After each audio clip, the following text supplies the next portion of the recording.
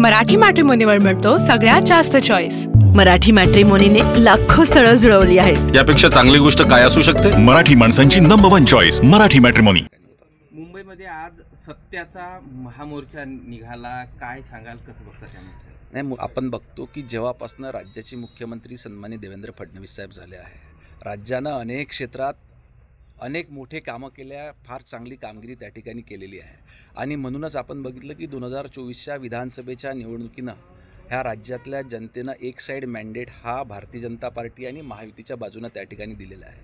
त्याच्यामुळं लोकांचं लक्ष विचलित करण्याकरता आता स्थानिक स्वराज्य संस्थांच्या निवडणुका आलेल्या आहे, मुंबईमध्ये महानगरपालिकेच्या निवडणुका आहे। त्याच्यामुळे पुन्हा एकदा लोकांचं मन विचलित करून त्या ठिकाणी काहीतरी विघ्न निर्माण करतात ते का, ह्या पद्धतीचं काम काही संघटनांच्या माध्यमातून, काही व्यक्तींच्या माध्यमातून त्या ठिकाणी चालते।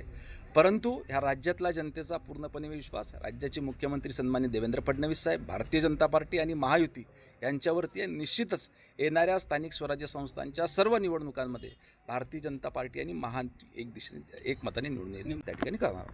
अजित पवारांचं एक वक्तव्य शेतकऱ्यांच्या संदर्भात समोर आलेलं आहे, कर्जफेडीची सवय शेतकऱ्यांनी लावावी, फुकटात कसं मिळणार, असं वक्तव्य। नाही, त्यांचा अर्थ तो नव्हता।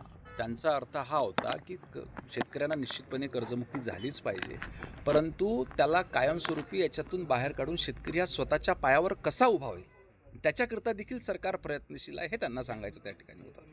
निवडणूक आयोग ही एक स्वायत्त संस्था आहे, ती काम आपल्या कायद्याप्रमाणेच त्या ठिकाणी करत असते। परंतु जेव्हा जेव्हा आपण बघितलं की त्या ठिकाणी उभाटा असो किंवा काँग्रेस असो, ज्यावेळेस त्यांना यश मिळतं तेव्हा ते कुठलाही आरोप त्या ठिकाणी EVM मशीनवरती किंवा आयोगावरती करत नाही, परंतु जेव्हा जेव्हा मॅन्डेट त्यांच्या विरुद्ध जातं तर मग स्वतःचा फेस लपविण्याकरता त्या ठिकाणी अनेक वेळेस कधी UM मशीनवर किंवा कधी निवडणूक आयोगावर त्या ठिकाणी ब्लेम करत असतात।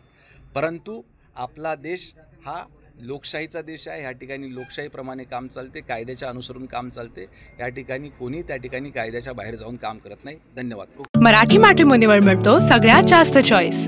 मराठी मॅट्रिमोनीने लाखो स्थळं जुळवली आहेत। यापेक्षा चांगली गोष्ट काय असू शकते? मराठी माणसांची नंबर 1 चॉईस मराठी मॅट्रिमोनी।